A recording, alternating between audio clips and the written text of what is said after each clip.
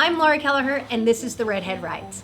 Today's video is part of my series called Learning to Ride with Laura. And this is really for the brand new rider, or maybe you haven't even sat on a motorcycle yet, but you're wondering, where do I start?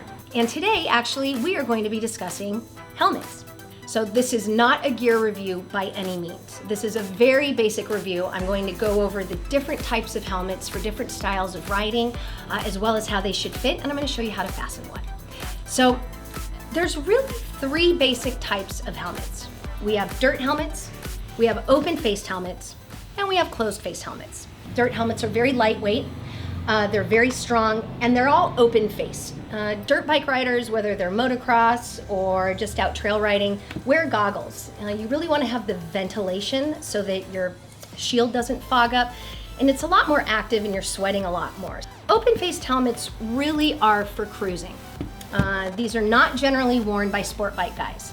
And you have essentially two types. You have a skull cap, which basically does little more than, well, protect your skull. This is really more to appease states that have the laws that require you to wear a helmet. The next up in the line of open-faced helmets is a 3/4 helmet. And this one gives you more protection. It comes back down to this part. However, you can see the difference in the coverage. This comes up here, it comes all the way back here. So if you do have an accident, unfortunately, your noggin will be covered, which is a good thing. This brings us to the last kind of helmet, which is a closed face. Now there's two basic types of closed face helmets, and one is rather new on the scene, which a lot of people love.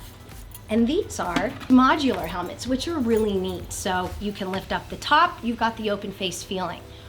What's really cool about this one too, is it gives you little GT Air sunglasses, which is really neat as well.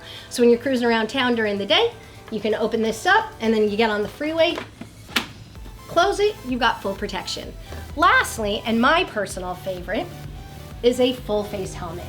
This covers everything. Now, full face helmets come in a variety of sizes and prices. You can find ones as inexpensive as $99, going up to ones that are $1,400, $1,500. And this is one thing where I can honestly say, do not skimp on your helmet. You can cheap out on other stuff, do not cheap out on your helmet. Now, do you need a $1,000 race helmet if you're going to be cruising the streets on your Harley like this? Probably not, but if you ever do crash, I would much rather have this protecting me than the little skull helmet. So with the full face helmet, what's really neat is you have obviously the full face shield, and you get a lot more protection and it fits really tight. Let's talk about the fit of a helmet because it's very important. Go and try on helmets. All of them are shaped differently. You can even see just the difference between these two, the different shapes. Now these are two of the best racing helmets you can buy, top of the line, but you can see the difference in the shape. One is a little bit more round, one's a little bit more oblong. Helmets are very personal.